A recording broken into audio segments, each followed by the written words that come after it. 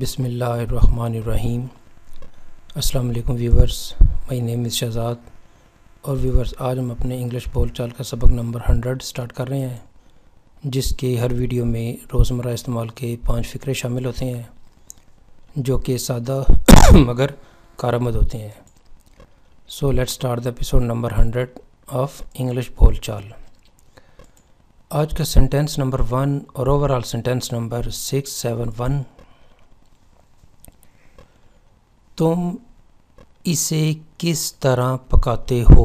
کوئی ایک چیز ہے، فش ہو سکتی ہے، کوئی بھی جو ہے وہ جو کسی قسم کی جو ڈش ہے وہ ہو سکتی ہے، تو اس کے متعلق یہ پوچھا جا رہا ہے کہ آپ اسے کس طرح پکاتے ہو، یعنی آپ نے کوئی چیز جو کیسے پکاتا ہے اس کے لیے آپ نے یہ سوال پوچھنا ہو۔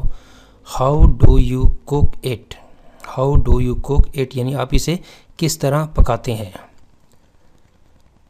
سینٹینس نمبر ہے جی ہمارا 2۔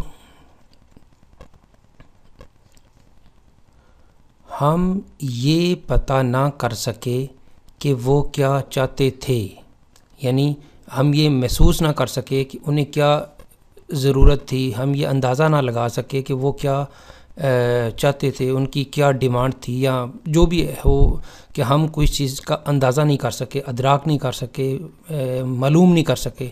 تو جب ایسے فکرے ہوں گے تو اس کی ہم ٹرانسلیشن ایسے کر سکتے ہیں جس طرح یہ ہے کہ ہم یہ پتہ نہ کر سکے، اندازہ نہ کر سکے، معلوم نہ کر سکے کہ وہ کیا چاہتے تھے۔ We couldn't figure out what they wanted. We could not figure out what they wanted. ہم یہ پتہ نہ چلا سکے، یعنی ہم ان کی یہ مشکل حل نہ کر سکے کہ وہ کیا چاہتے تھے۔ تو اس کے جس طرح بھی آپ میننگ نکالیں، لیکن میننگ یہ ہو کہ ہم یہ پتہ نہ کر سکے، معلوم نہ کر سکے، اندازہ نہ کر سکے کہ وہ کیا چاہتے تھے۔ سینٹینس نمبر ہے جی ہمارا 3۔ انہیں الزام مت دو۔ انہیں الزام مت دو۔ Don't blame them. Don't blame them یعنی انہیں الزام مت دیں۔ سینٹینس نمبر ہے جی ہمارا 4۔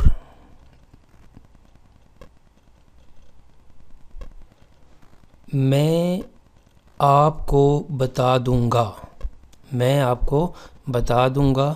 I will let you know. I will let you know. میں آپ کو بتا دوں گا۔ سینٹینس نمبر ہے جی 5۔